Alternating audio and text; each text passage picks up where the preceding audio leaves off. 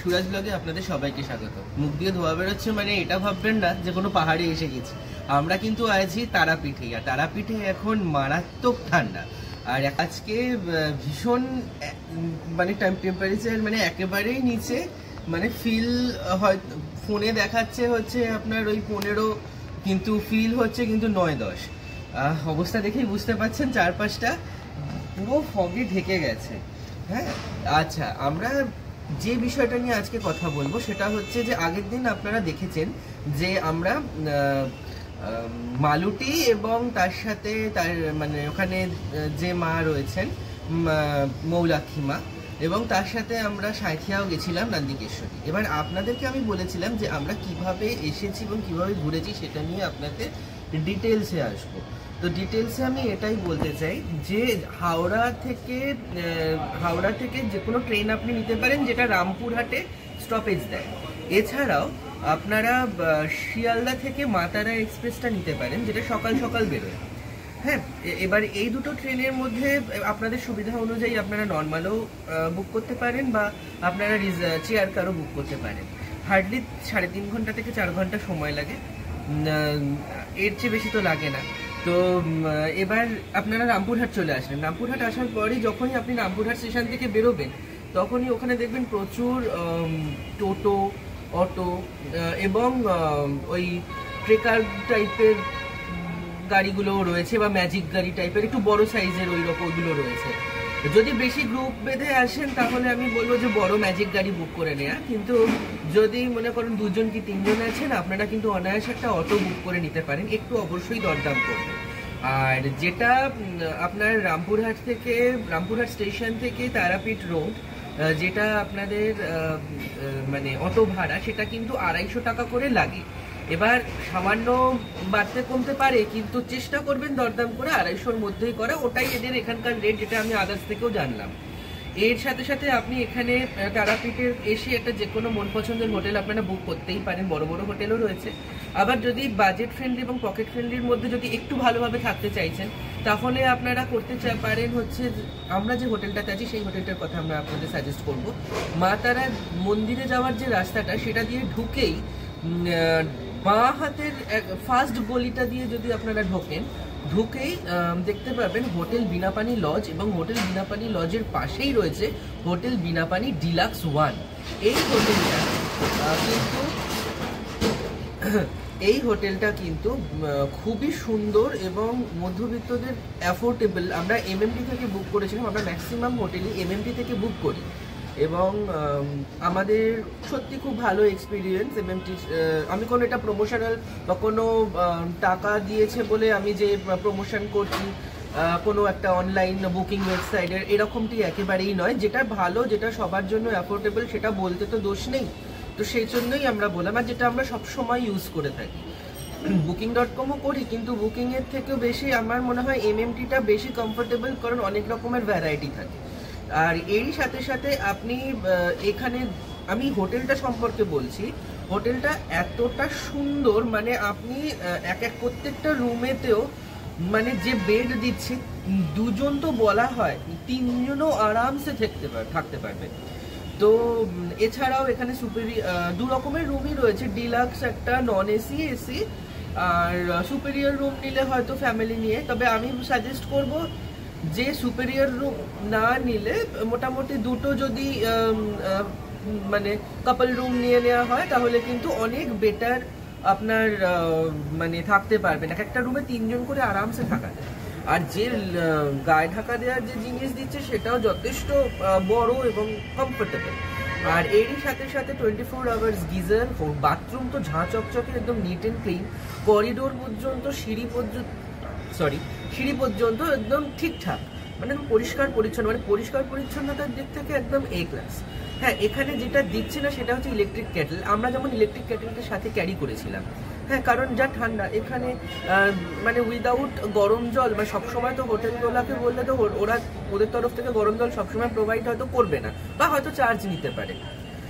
আর ভালো দিকের সাথে সাথে সবকিছুর একটা খারাপ দিক রয়েছে। এই হোটেল সম্পর্কে বলতে গেলে আমি একটা কথাই বলবো যে এই হোটেলের খারাপ দিকটা হচ্ছে এই হোটেলটা যেহেতু একটু গলির ভেতরে, কিন্তু ভালো ফ্যাসিলিটিস দিচ্ছে বলে আমি রিভিউটা দিচ্ছি, কিন্তু আপনি কোনো যদি গাড়ি করে আসেন তাহলে কিন্তু কার পার্কিং এর আপনি ঠিকমতো জায়গা এখানে পাবেন না, কারণ এখানে কার পার্কিং এর কোনো জায়গাই নেই। মানে যারা মানে গাড়ি করেই ট্রাভেল করেন তাদের ক্ষেত্রে বললাম। কিন্তু যদি আপনারা ট্রেনে বা বাসে আসেন আপনারা অনায়াসে এইখানে থাকতে পারেন। ভীষণ কমফোর্টেবল এবং ভীষণ ভালো হোটেল, আর স্টাফ বিহেভিয়ার সবচেয়ে ভালো। ক্লিনিং এর দিকটা ভীষণ মাথায় রেখেছে। ফ্রি ওয়াইফাই রয়েছে, টিভি রয়েছে, ফ্রিজ রয়েছে। সব থেকে বড় কথা ফ্রিজ, বাচ্চা কাচ্চা নিয়ে আসছেন, বেবি ফুডস, ফল টুকটাক রাখতে চাইছেন, যেগুলো নষ্ট হয়ে যায়, নট নেসেসারি যে সবাই শীতকালে আসবে, গরমকালেও তো আসবে, তো সেক্ষেত্রে বেবি ফুড এগুলো ফ্রিজে রাখতে পারেন। এছাড়াও এসি তো রয়েইছে, আর ওয়ার্ড্রপ এবং সবকিছু ঠিকঠাক রয়েছে, বেডের পাশে চার্জিং পয়েন্ট ইত্যাদি। আচ্ছা, এবারে আমরা আসি কিভাবে আমরা ঘুরলাম হচ্ছে, আমরা এখানে আসার পরপরই আমরা একটা অটো বুক করে নিয়েছিলাম। অটোটা আমাদেরকে রিজার্ভের সময় আমাদের সাথে দরকার কষাকষি অবশ্যই হয়েছে। আমরা বলেছিলাম আমরা মালতী এবং আমরা সাঁইথিয়া মা নন্দিকেশ্বরী দর্শন করব, সেটাও একই দিনে। তো সেক্ষেত্রে অটোওয়ালা এটাই আমাদের বললো যে প্রথমে তো 1200-1400 নিচে রাজি হচ্ছিল না, কিন্তু আমি অনেক দরদাম করে ওটাকে 1000-এ নামাই, এবং আপনারাও চেষ্টা করবেন যাতে করে 800 থেকে 1000-এর মধ্যে প্যাকেজটা বুক করা। যেহেতু আমরা দুজন রয়েছি, আমি আর এবং আমার ফ্রেন্ড সুদীপ, তো সেই জন্য আমাদের কোনো অসুবিধা হয়নি। আমরা দুজনে যথেষ্ট সুন্দর ঘুরেছি, এবং 1000 টাকায় আমাদের প্রথমে মালতীতে মা কে দর্শন করালেন। সবার আগে মালতীই যাবেন, এবং সেকেন্ড টাইমে হচ্ছে ওখান থেকে সিধেশ না সাঁইথিয়া নন্দিকেশ্বরী। লং জার্নি, এবং শীতকালে আসলে আমি বলবো যাই গরম জামা কাপড় পরুন না কেন, তার উপরে অবশ্যই একটা চাদরও ক্যারি করবেন, কারণ অটোতে মারাত্মক হাওয়া লাগে, যেটা আমরা নিতে ভুলে গেছিলাম। এবার ওই দুটো কমপ্লিট করে আমরা ফিরে আসি। আর আবার তারাপীঠ, মানে ওটা আমাদের মালতী নিয়ে যায়, দেন নন্দিকেশ্বরী নিয়ে যায়, আবার ওখান থেকে আবার আমাদের তারাপীঠে আমাদের হোটেলের সামনে ড্রপ করে। তো আমার মনে হয় যে পরিমাণ রাস্তা, মানে যত কিলোমিটার রাস্তা, সেটা একদিনে কভার করছে, প্লাস হোল্ড করছে, তো আপনার জন্যই থাকছে। এবং অটোওয়ালা বুক করে নিলে, নাম্বার নিয়ে নিলে কোনো অসুবিধা তো হয় না। তো এই হচ্ছে আমার টোটাল রিভিউ এবং টোটাল ফিডব্যাক এবারে জার্নির সব ডিটেলসটা। এই জিনিসটা নিয়ে আমি অনেকদিন ধরেই আসবো ভেবেছিলাম। আমি মালতীর মা নন্দিকেশ্বরী এবং মালতীতে যে মা রয়েছেন, এনাদের দুজনকেই আমাদের দর্শনের অনেক দিনের ইচ্ছা ছিল। তো ফাইনালি আমরা সেটা কমপ্লিট করতে পেরেছি, এবং এই সম্পূর্ণ ফিডব্যাকটা নিয়ে আপনাদের সামনে তুলে ধরতে পেরেছি। সেটার জন্য আমি অনেক বেশি আনন্দিত, নিজের মন থেকে আমার আনন্দ হচ্ছে। আর তবে আমি একটা কথা বলবো, যদি আমি কোনো কিছু মিস করেছি বা আপনাদের যদি কোনো কিছু প্রশ্ন থাকে, সেটা আমাকে ইনবক্সে বা কমেন্ট বক্সে আপনারা বলতে পারেন। এবং কমেন্ট বক্সে যদি বলেন, আমি ডেফিনেটলি আপনাদের প্রশ্নের উত্তর আমি দিয়ে দেবো যতটা আমার দ্বারা সম্ভব হবে, ঠিক আছে? আর হোটেলের নাম্বার এবং হোটেলের নাম তো আমি বললাম, নাম্বারটা আমি ডেসক্রিপশন বক্সে অ্যাড করব, এবং যদি কোনো ভালো অটোওয়ালার নাম্বারও আপনার দরকার পড়ে, আমি সেটাও আমি তলায় দিয়ে দেবো, অটোওয়ালার নাম্বার, ঠিক আছে? সেটা আমি আপনারা কমেন্টস করলে আপনাদেরকে আমি বলে দেবো, কারণ অটোওয়ালার কাছ থেকে সেই পারমিশনটা আমার নেই যে সেটার নাম্বারটা পাবলিকালি এইভাবে দেবো কিনা।